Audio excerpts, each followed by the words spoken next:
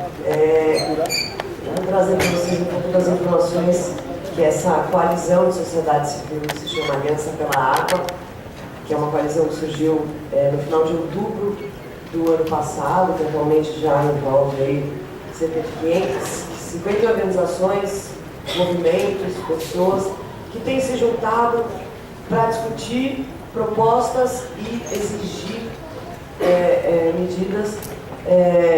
A aliança ela se forma no passado e ela define naquele momento como duas principais metas. Uma meta que nós precisaremos ter um conjunto de ações, que seria o comitê de crise, o plano de contingência e outras ações, para que nós conseguíssemos chegar em níveis seguros de reservação das represas em abril. Só que esse cenário mudou. A meta agora não é mais um plano de contingência, é um plano de emergência e uma ação um pouco mais ampla de sociedade em termos de gestão dessa crise, que vai muito além da Sabesp. Eu acho que a gente precisa começar a encarar isso de frente, de que a Sabesp vai ter um papel agora, tem uma série de razões que nos trouxeram até aqui, acho que boas delas já foram expostas. Nós vamos ter um desafio de lidar com uma crise muito grave ao longo desse ano e lidar, inclusive, com as soluções que vão ser apresentadas do ponto de vista emergencial, que elas vão diminuir direitos, elas vão passar por cima de licenciamento ambiental, elas podem trazer problemas de qualidade e, de certa forma, em função da emergência, porque a gente teve um ano de 2014, que é um ano perdido, do ponto de vista daquilo que poderia ter sido feito para prevenir, não só em relação à gestão das represas, mas, assim, acho que o Cachel falou aqui, né, que nós temos uma situação que pode... A gente deveria se preparar para o pior, torcendo pelo melhor, e não se preparar para o melhor e acontecer o pior. E o que está acontecendo do ponto de vista climático, como bem colocou o Zufo, o Cachel aqui antes de mim, é que o cenário ele se agravou muito nesses 2 últimos meses, né? Choveu aqui que dezembro e janeiro são os meses que tem que chover mais, e não choveu, e está chovendo muito no Alto Tietê. Se eu não me engano, choveu menos do que 50% do que deveria ter chovido. Alto Tietê e Cantareira, juntos, daí quase 70% do abastecimento da região metropolitana, mas os impactos que diminuem ainda mais a retirada que podem trazer para a região de Campinas. O Guarapiranga não vai dar conta sozinho, né? E as medidas que estão colocadas aí não necessariamente vão resolver no tempo que a gente precisa. Isso tem sido uma questão colocada desde o ano passado e, ao mesmo tempo que existe uma crise também, onde a gente vê uma série de soluções, se somar todas elas juntas, nós vamos ter, sei lá, mais 70 metros cúbicos de água se implantando naquelas obras que estão previstas, e não necessariamente que a gente precisa isso, a Aliança tem levantado muito, não necessariamente que a gente precisa de mais água, não a gente precisa usar melhor a água. Estamos numa região em que as pessoas estão com falta d'água em casa e com um enchente na porta de casa, não necessariamente uma região que é tão pobre de água. Não dá para acreditar e continuar aceitando que São Paulo é uma região que tem pouca água e que, em função disso, ela vai poder sair detonando a água de todo o entorno, né? Detonando a água da região do Piracicaba. Agora vamos detonar a água da região do Vale do Ribeira.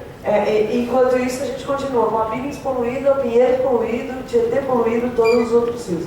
Então, a Aliança tem buscado trabalhar na linha de propostas, mas esse ano de 2015, a gente tem essa questão da gravidade. A Aliança ela definiu, né, desde o seu início, 3 princípios: que a água não é mercadoria, é um bem essencial à vida, e o acesso à água potável é um direito humano, direito esse que vai estar bastante ameaçado durante esse ano de escassez, de racionamento. A gente já sabe de várias situações em bairros periféricos de São Paulo, de muito mais dias sem água do que uma redução de pressão. É racionamento mesmo, é falta de água. A falta de água, como bem conhece o pessoal de Itu, que está aqui, que faz parte da Aliança também, ela vai muito além, né, do que só faltou água, não vai dar para tomar banho globalmente hoje. Ela vai ter uma série de impactos nas rotinas, nas relações, na dignidade das pessoas. Todos os governos eles têm responsabilidade em relação à água, mas eles estão a serviço da população e não a serviço dos acionistas da Sabesp, não a serviço de todas as empreiteiras que vão fazer as novas obras para trazer mais e mais água para São Paulo. E as soluções devem vir obrigatoriamente a recuperação e recomposição das fontes de água. Não é possível que a gente vai continuar num cenário cada vez mais incerto, de risco em relação à mudança climática. A mudança climática no Brasil vai se dar em duas frentes: pela falta de água ou pelo excesso de água. E o que a gente tem aprendido em relação aos eventos climáticos é que no excesso de água o que aparece é a solidariedade.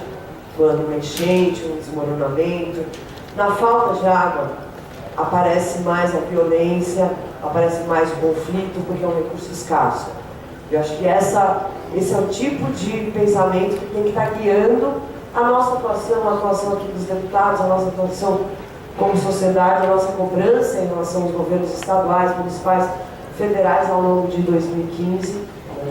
E acho que a gente vai ter um desafio muito grande, porque além de 2014 ter sido um ano perdido, né, a gente não fez as coisas que precisava, a gente adiou, acho que as razões aí estão muito bem colocadas, e aí a gente temos um problema em relação ao governo, temos um problema também em relação à sociedade, que não conseguimos cobrar suficientemente e enxergar que realmente essa situação parece que nunca vai acontecer, que a água acabar, tá para acontecer, né? Então, a gente tem que começar a acelerar um pouco as ações em relação ao que precisa ser feito, e eu vou acelerar minha parte aqui, que é prioridades para esse momento, o que a Aliança tem defendido. A gente precisa criar uma força-tarefa para lidar com a crise da água. Não é um comitê de crise para implantar racionamento, que é o que foi criado essa semana. É uma força-tarefa que vai envolver uma ampla gama de atores. Deixa eu ver se eu já fui para ela aqui. Para cima, é uma ampla, eu não vou entrar aqui, acho que já foi muito bem colocado o que são as questões, né, em relação à situação, para que a gente está aqui, mas até o momento não foi apresentada para discussão, apesar da gravidade da situação, né, de todas as medidas que terem sido feitas no ano passado, a gente tem um cenário climático muito incerto para esse ano. Até o momento não foi apresentado para discussão um plano de contingência e emergência. E o plano de contingência e emergência não é um plano simplesmente de relacionamento. Ele é um plano que vai ter que ser bastante amplo, no sentido de envolver defesa civil, vigilância sanitária, Secretaria de Segurança, Educação, Saúde. Né? As medidas que vão ser tomadas, elas devem ter como contrapartida na construção de um novo modelo de gestão. Não simplesmente nós vamos ter que escolher se eu não vou ter água, então tudo bem, por alguns meses a gente vai usar água poluída da BIM, será? Ou a gente vai ter um compromisso? E para usar essa água, nós vamos voltar ao que dizia a Constituição em relação ao bombeamento, vamos cuidar do Pinheiros para que ele não continue poluindo a BIM, vamos evitar a ocupação na parte dos búfalos. Acho que é um momento para essas contrapartidas, e a sociedade vai ter que estar muito atenta e muito presente, não só para ajudar a trabalhar na crise, mas também para construir essas contrapartidas que vão ser fundamentais para a gente construir segurança hídrica. A gente tem trabalhado nessa proposta de enfrentamento da seguinte forma: as ações devem envolver uma ampla gama de atores governamentais e não governamentais que vão garantir segurança para a população. O que a gente está entendendo em relação à segurança? Não é só segurança hídrica, né? Segurança em relação ao caos que foi gerado essas semanas aí, quando o representante da Sabesp disse que vai ficar 5 dias sem água. As pessoas estão indo que nem doida comprar caixa d'água, não tem mais caixa d'água para vender. As pessoas estão começando a armazenar água da chuva de um jeito que não é um jeito seguro para a saúde, dengue. Começa a ter toda uma cadeia, né? Fora muita gente angustiada, como é que vai fazer sem água? Vai ter escola, vai ter creche? Acho que esse tipo de segurança é uma obrigação de trazer para as pessoas por meio da transparência, do diálogo, da comunicação com responsabilidade. Se não vai ser relacionamento de 4 dias, não pode declarar que vai ser relacionamento de 4 dias. Né? Não pode ficar assustando. Né? Tem que ser um pouquinho mais sério em relação a isso. Respeito aos direitos, regras claras de relacionamento, tabelamento da água potável, gente. O caminhão-pipa não vai poder aumentar o quanto ele quiser. Né? A gente não vai poder ter aqui, qual caminhão-pipa eu contrato? Precisa ter uma lista na página do governo do estado, na página da prefeitura, dizendo: esse serviço tem uma outorga, esse serviço tem uma licença da CETESB, essa água é de boa qualidade. está falando de água, essa água pode ser vendida para a escola, para a creche, então tem uma situação que precisa ser trabalhada desde já, não é de um dia para o outro que a gente consegue regulamentar essas coisas.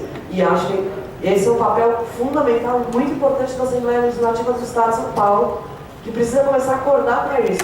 A gente entende que o enfrentamento desse colapso, ele vai ter que estar baseado em alguns pactos. O primeiro pacto, o pacto dos direitos humanos e do direito à água, inclusive do direito à manifestação, né? Porque o que a gente tem ouvido aí é que parece que vai haver uma grande repressão à manifestação e são direitos que a gente vai precisar conseguir garantir. Dando processo às informações, impacto pela economia e redução de consumo de água. Gente, é um absurdo que na situação que a gente vive hoje, existam empresas que compram água da Sabesp porque elas preferem usar água potável para lavar o chão da fábrica, que é mais barata no contrato de demanda frio, do que comprar uma água de reuso. Não dá, né? Mudou. Agora essa água tem que estar prioritariamente e garantida para o abastecimento. Isso é uma contrapartida de coisas que mudam para o futuro. Qualidade da água e replantio de vegetação e desmatamento zero na área de mananciais. Não é possível que a gente esteja insistindo no modelo de que vai dar para detonar os mananciais e vai ter água. Tudo que está sendo estudado em termos de clima e disponibilidade de água envolve a existência de floresta, não tem jeito. E, finalmente, aqui, para encerrar, o que a gente tem desenhado minimamente, né, em termos dessa...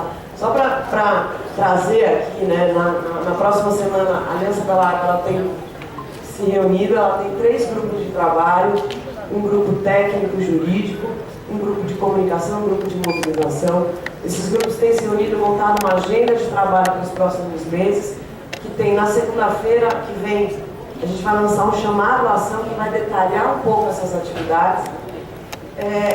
Durante o mês, tem, na semana do dia 20, a André vai falar um pouco melhor, na semana que vem tem um ato, né, da luta pela água, que não é um ato para aliança, mas a aliança está apoiando, de certa forma, tentando interagir o máximo possível com esses movimentos todos que estão surgindo, até no sentido de ajudar com o conhecimento, pelo fato de ter várias organizações que trabalham há anos, né, Greenpeace, WWF, o ISA, a SESC Mata Atlântica, o IDEC, várias dessas organizações mais tradicionais, assim, elas fazem parte. A gente tem que buscar ajudar a empoderar, ajudar a compor narrativas com esses movimentos. Então, uma primeira ação, e aí eu encerro minha fala aqui, é que a gente consiga construir uma força-tarefa para lidar com o que está por vir. E não está por vir, a Mônica de Itu está aqui, ela pode contar um pouco o que pode ser o que está por vir, que é a experiência de Itu, numa escala de 150 mil habitantes, não numa escala de 20 milhões de pessoas. Então esse é mais ou menos o quadro aqui, que é um pouco mais amplo do que foi apresentado ontem em termos de um comitê de crise. Para nosso entendimento, que foi apresentado ontem, é um comitê de racionamento, ele é importante, porque, por exemplo, a primeira ação que precisa ser feita no âmbito do racionamento é garantir que os equipamentos essenciais tenham água, né? Não dá para deixar os hospitais, os abrigos, os asilos, penitenciária, delegacia, posto de saúde, escola e vários outros sem água. Então isso daí é uma coisa importante e esse comitê ele vem numa hora fundamental, ele é essencial nesse momento para fazer essa articulação. Mas uma força-tarefa é um pouco mais ampla, ela envolve governo do Estado, governo federal, inclusive forças armadas, prefeituras, sociedade civil, todo o sistema judiciário, inclusive o legislativo, nessa pactuação aí pelo enfrentamento. E essa é uma das grandes medidas e ações da qual a Aliança vem defendendo e brigando aí a partir desse ano. É isso, gente. Obrigada. Obrigado, Maurício.